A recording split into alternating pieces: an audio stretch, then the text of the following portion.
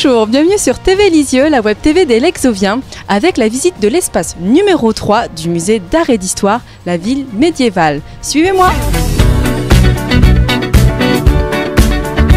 Bonjour Mathilde Leroux-Hénard.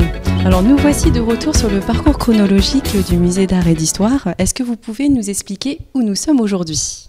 Eh bien aujourd'hui, nous sommes dans la salle numéro 3, qui est dédiée en fait au Lisieux médiéval, c'est-à-dire à la période qui permet de comprendre comment on est passé du Lisieux antique, où la ville s'appelait Noviomagus Lexoviorum, à la ville moderne, en Lisieux avec un S ou avec un Z. Pouvez-vous nous présenter quelques objets dans cette pièce ? Oui, alors on peut commencer par certains objets qui datent plutôt du Haut Moyen-Âge. Le Haut Moyen-Âge, c'est la période durant laquelle on va avoir la construction des premiers édifices qui sont liés donc à l'implantation du christianisme. Et c'est la raison pour laquelle on a différents objets, notamment des plaques boucles, ou des différents objets qui sont plus précieux, et qui, eux, ou différents objets de défense notamment, qui, eux, sont liés plutôt aux Mérovingiens. Ensuite, on a d'autres objets du type un pavage de Saint-Désir. Là, c'est plutôt un objet qui est lié à un ensemble d'objets qui est lié à la période donc d'essor et de développement de la ville, c'est-à-dire entre le XIe et le XIIIe siècle.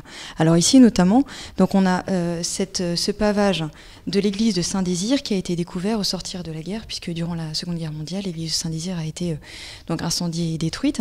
Et là, c'est le pavage d'origine qui a été retrouvé, dans lequel vous pouvez déjà identifier certaines figures clés, notamment donc cette figure de dragon, ainsi que des motifs géométriques qui étaient récurrents sur tout le pavage. Enfin, donc, ce que l'on peut voir ici dans cette pièce, ce qui est peut-être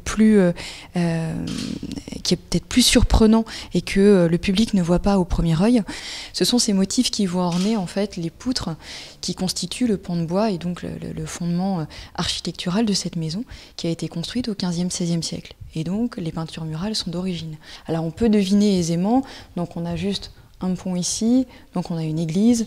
Ensuite, voilà, certaines représentations de murailles.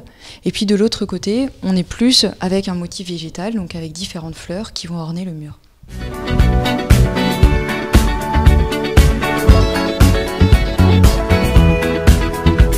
Pouvez-vous nous parler de cet ouvrage manuscrit ? Alors, il s'agit en fait du cartulaire de Thomas Bazin. Donc Thomas Bazin, comme on l'a vu, a été évêque de Lisieux. Donc c'est lui qui a permis, par négociation, le passage de l'obédience anglaise à l'obédience française en 1449. C'est également lui qui a notifié pour la première fois le rôle des conseillers de ville, donc qui pouvaient s'assembler et siéger à la ville pour régler certaines affaires en tout cas, qui relevait de la ville. Donc il s'agit ici du cartulaire de Thomas Bazin qui a été rédigé à la demande de ce dernier. En l'occurrence, il s'agit d'une copie, donc copie manuscrite puisque c'est un ouvrage manuscrit composé de feuillets en parchemin.